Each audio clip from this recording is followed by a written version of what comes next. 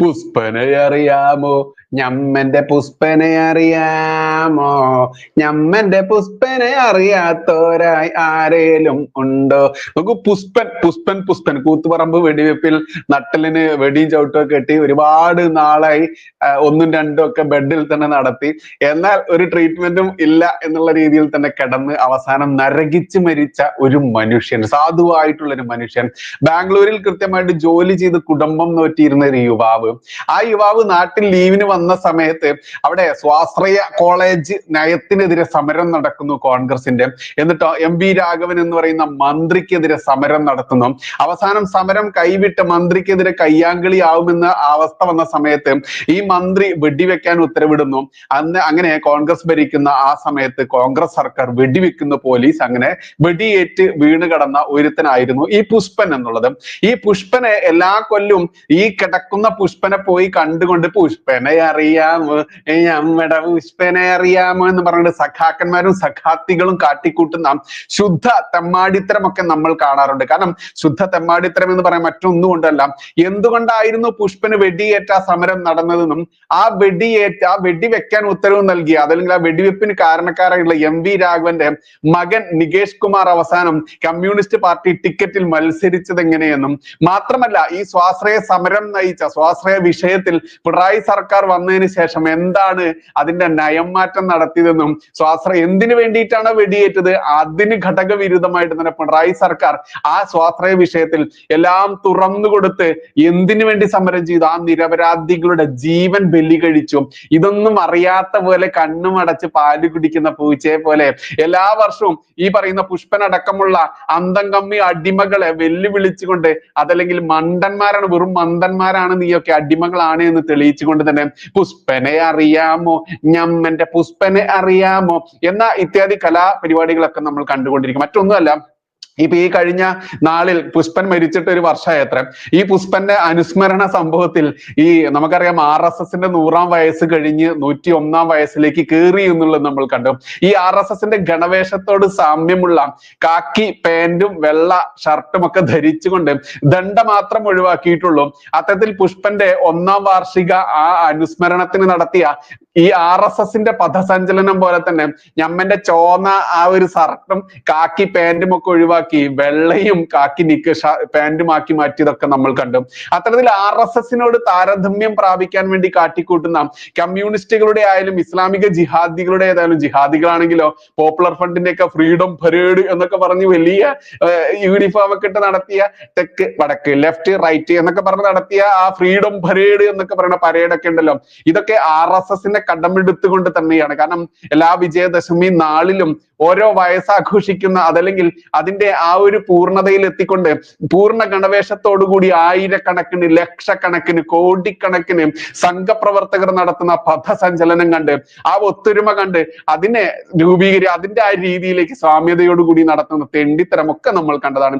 ഇത് പറയുന്നത് മറ്റൊന്നും കൊണ്ടല്ല. നോക്കൂ, ഞാനിവിടെ ചെറിയൊരു വീഡിയോ ക്ലിപ്പ് നിങ്ങളെ കേൾപ്പിക്കാം. സഹീർ ഖാലിദ് എന്ന് പറയുന്ന മുൻ SFI നേതാവ് അതല്ലെങ്കിൽ കമ്മ്യൂണിസ്റ്റ് നേതാവിന്റെ ഒരു വെളിപ്പെടുത്തലാണ്. അത് ഗംഭീരമാണ്. അത് കേട്ടിട്ട് നമുക്ക് ഓടിപ്പാഞ്ഞ് നമുക്ക് വേഗം തിരിച്ചു വരാം. RSS എന്ന് പറഞ്ഞാല് നമ്മുടെ നാട്ടിലെ ആളുകൾക്ക് ഒരു ചിന്താഗതി എന്ന് പറഞ്ഞു കഴിഞ്ഞാൽ കുറെ ആളുകൾ എല്ലാ വിജയദശമി നാളിലും കാക്കി ട്രൗസറും, പണ്ട് കാക്കി ട്രൗസർ ആയിരുന്നു, ഇപ്പം കാക്കി ട്രൗസർ മാറി പാന്റായി. അതെ, കാക്കി ട്രൗസറും വെള്ളക്കുപ്പായും ഇട്ട് ബാൻഡും മുട്ടി വിജയദശമി നാളിൽ ഒരു പഥസഞ്ചലനം എന്ന പേരിൽ നടത്തുന്ന ഒരു സംഘടന മാത്രമല്ല RSS. RSS ഒരു വലിയൊരു സംഘടനയാണ്, ഒരു വൃക്ഷമാണ് RSS. ഒരു ആൽമരം പോലെ ഒരു വൃക്ഷം, അതാണ് RSS. അങ്ങനെയുള്ള RSSന് ഒരുപാട് ശാഖകളുണ്ട്. ആ ശാഖകൾ 150ഓളം വരുന്ന അറിയപ്പെടുന്നതും അറിയപ്പെടാത്തതുമായ പല പല സംഘടനകളുണ്ട്. അതെ, അത് ചുരുക്കം സംഘടനകളാണ്. ABVP, VJP, അതുപോലെ തന്നെ ഈ BMS തുടങ്ങിയ സംഘടനകൾ. നിങ്ങൾക്ക് അറിയാത്ത, നിങ്ങൾ വനവാസി കല്യാണത്തെ കുറിച്ച് അറിയാം? നിങ്ങൾക്ക് വനവാസി കല്യാണം കേട്ടിട്ടില്ല. എന്നാൽ RSSന്റെ ഒരു പ്രധാനപ്പെട്ട സംഘടനയാണ് ഈ വനവാസി കല്യാണം. അതെ, ആദിവാസി വിഭാഗത്തിലേക്ക് പ്രവർത്തിക്കാൻ വേണ്ടി രൂപീകരിച്ച ഒരു സംഘടനയാണ് ഈ വനവാസി കല്യാണം. അതിന്റെ ഒരു പ്രധാനപ്പെട്ട ലക്ഷ്യം എന്ന് പറഞ്ഞാൽ ആദിവാസി ജനവിഭാഗങ്ങളുടെ ഒരു ഉന്നമനത്തിനും കൂടിയിട്ടാണ് ആ സംഘടന പ്രവർത്തിക്കുന്നതാണ് അവരുടെ അവകാശം. അതിനൊക്കെ പ്രചാരകന്മാരുണ്ട്, ഒരുപാട് ആളുകൾ, നല്ല ഹൈലി എഡ്യൂക്കേറ്റഡ് ആയിട്ടുള്ള ആളുകൾ ഇതിന്റെയൊക്കെ മുഖ്യ പ്രചാരകന്മാരായിട്ട് അതിന്റെ ഇടയിൽ പൂർണ്ണസമയ പ്രവർത്തകന്മാരായി പ്രവർത്തിക്കുന്നതാണ് കാണാൻ വേണ്ടത്. അത് കഴിഞ്ഞ ദിവസം രാഷ്ട്രപതി ഇന്നലെ ആ RSSന്റെ 100ാം വാർഷികാഘോഷത്തിന്റെ ഭാഗമായി നാഗ്പൂരിൽ നടന്ന പരിപാടിയിൽ പങ്കെടുത്തിട്ടുണ്ട് RSSന്റെ മുൻ രാഷ്ട്രപതിയായിട്ടുള്ള രാംനാഥ് കോവിന്ദ് പങ്കെടുത്തിട്ടുണ്ട്. RSS തന്നെയല്ലേ രാഷ്ട്രപതി ആയ ആള് അപ്പോയിന്റ് ചെയ്യുന്നത്, RSS ആണ് തെരഞ്ഞെടുക്കുന്നത്. കഴിഞ്ഞ തവണ ദളിത് വിഭാഗത്തിൽ നിന്നുള്ള രാംനാഥ് കോവിന്ദ് ആയിരുന്നെങ്കിൽ ഇത്തവണ RSSന്റെ ഒരു അപ്പോയിന്റ്മെന്റ് എന്ന് പറയുന്നത് ആരായിരുന്നു? പട്ടികവർഗ വിഭാഗത്തിൽപ്പെടുന്ന ദ്രൗപതി മുർമു ആയിരുന്നു. ചരിത്രത്തിൽ ആദ്യമാണ്, ഇന്ത്യയുടെ ചരിത്രത്തിൽ ആദ്യമായിട്ടാണ് ഒരു പട്ടികവർഗ വിഭാഗത്തിൽപ്പെടുന്ന ഒരാളെ രാഷ്ട്രപതിയായിട്ടാണ്. 100 വർഷം പിന്നിടുന്നു എന്നത് നമുക്കതിനകത്ത് RSSനെ കാണാൻ വേണ്ടി പറ്റും. കാരണം ഇതിന് മുന്നേ ഒരു സംഘടന ഉണ്ടായിരുന്നു, ഇന്ത്യയിലല്ല, ചൈനയിലാണ്, ചൈനീസ് കമ്മ്യൂണിസ്റ്റ് പാർട്ടി. ഒരു സ്പ്ലിറ്റുകളില്ലാതെ, ഒരു തർക്കങ്ങളില്ലാതെ, അല്ലെങ്കിൽ ഒരു വിഭജനങ്ങളില്ലാതെ 100 വർഷം പിന്നിട്ട മറ്റൊരു സംഘടനയാണ് Chinese communist party. 1921 Chinese communist party രൂപീകരിച്ചിട്ടുള്ളത്. 2021 അതിന് 100 വർഷം പിന്നിട്ടു. അതേപോലെ തന്നെ ഒരു സംഘടനയാണ് RSS. 2025 അത് 100 വർഷം പിന്നിട്ടു. അല്ല, അതുകൊണ്ട് അതിന്റെ ഒരു കാര്യം ഇത് വലിയൊരു സംഘടനയാണ് RSS. ധാരാളം പ്രചാരകന്മാർ, ധാരാളം അഫിലിയേറ്റഡ് ഓർഗനൈസേഷൻസ്, അതിന്റെ പ്രവർത്തകന്മാർ, ആളുകൾ ഈ RSSൽ പ്രവർത്തിച്ചിട്ടുണ്ട്. അല്ല, നിങ്ങൾക്ക് അതിനൊരു കോർപ്പറേറ്റ് കമ്പനികളെ പോലെ കാണാൻ പറ്റും. ഇതിൽ ആരും എംപ്ലോയീസ് ഇല്ല. ഇതിൽ ഒരു സേവനമായിട്ടാണ് അവർ പറയുന്നത്. ഇത് ആളുകൾ വളണ്ടിയറായി അതിൽ വന്ന് ജോയിൻ ചെയ്യുകയും അവരുടെ സേവനം അവർ സമർപ്പിക്കുകയും രാജ്യത്തിന് സമർപ്പിക്കും. സ്വയം സേവകർ എന്നാണ് RSSനെ പറയുന്നത്. രാഷ്ട്രീയ സ്വയം സേവക സംഘം എന്നാണ് അതിന്റെ പേര്. 100 വർഷം പിന്നിട്ട സംഘടനകൾ, ഇപ്പൊ നിങ്ങൾ കമ്മ്യൂണിസ്റ്റ് പാർട്ടികളെ കുറിച്ചാണ് പറയുകയാണെങ്കിൽ 1920 കമ്മ്യൂണിസ്റ്റ് പാർട്ടി ഇന്ത്യയിൽ രൂപീകരിച്ചിട്ടുണ്ട്. അതിലെ തർക്കങ്ങൾ വളരെ രസകരമാണ്. അതിലെ തർക്കങ്ങൾ 1925 രൂപീകരിച്ചാണ് എന്നാണ് CPI അവകാശപ്പെടുന്നത്. CPM പറയുന്നത് 1920 എന്നാണ്. ഈ തർക്കങ്ങളുടെയൊക്കെ അനന്തര ഫലമായി 1964 ഇത് രണ്ടും പിളർന്നു.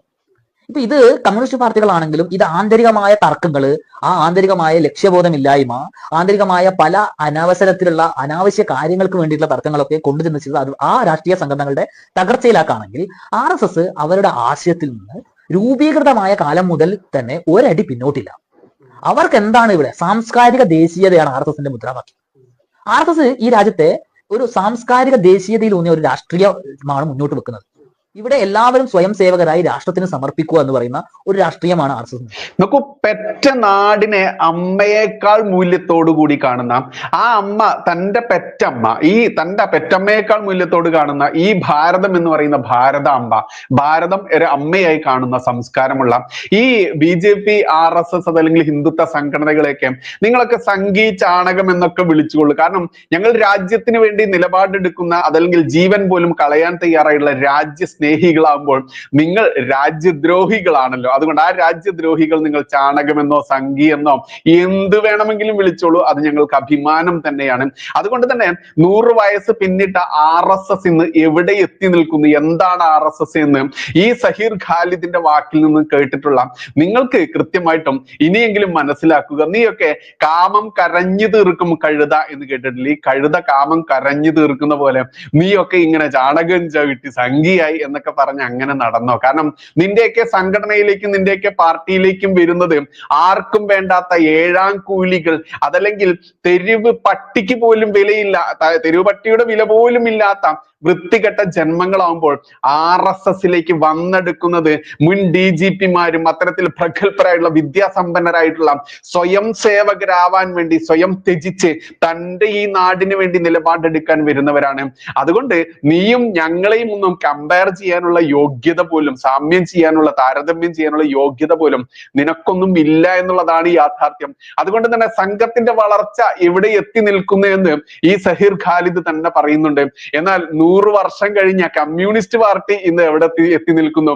നോക്കൂ, 65 വർഷത്തിലധികം നമ്മുടെ ഈ രാജ്യം ഭരിച്ച RSSനേക്കാൾ മുൻപ് പിറവിയെടുത്ത, അതല്ലെങ്കിൽ അതിനും മുൻപ് പിറവിയെടുത്ത ഓരോ രാഷ്ട്രീയ സംഘടനകൾ, എന്തിനേറെ കോൺഗ്രസ് എന്ന് പറയുന്ന രാജ്യം ഭരിച്ച പാർട്ടിയുടെ അവസ്ഥ ഇന്ന് എവിടെ എത്തി നിൽക്കുന്നു?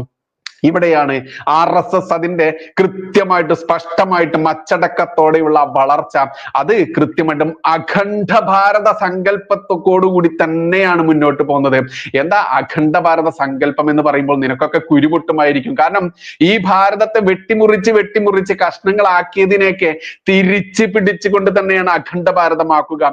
ഇനി അഖണ്ഡ ലോകമായാലും ഭാരതം ഒന്നടങ്കം ലോക രാഷ്ട്രങ്ങൾക്ക് നേതാവായി മുന്നോട്ട് പോകുമ്പോൾ നിന്റെയൊക്കെ കുരു പൊട്ടുക തന്നെ ചെയ്യും, പൊട്ടി ഒലിച്ച് നദിയായി പുഴയായി കടലാവുക തന്നെ ചെയ്യും. അത് കാണുമ്പോഴും ഉണ്ടടോ ഒരു സന്തോഷം. കാരണം 100 വർഷം പിന്നീട് കമ്മ്യൂണിസ്റ്റ് പാർട്ടി എവിടെ എത്തി നിൽക്കുന്നു? 6.5 പതിറ്റാണ്ട് 65 വർഷത്തോളം ഭാരതം ഭരിച്ച കോൺഗ്രസ് പാർട്ടി എവിടെ എത്തി നിൽക്കുന്നു?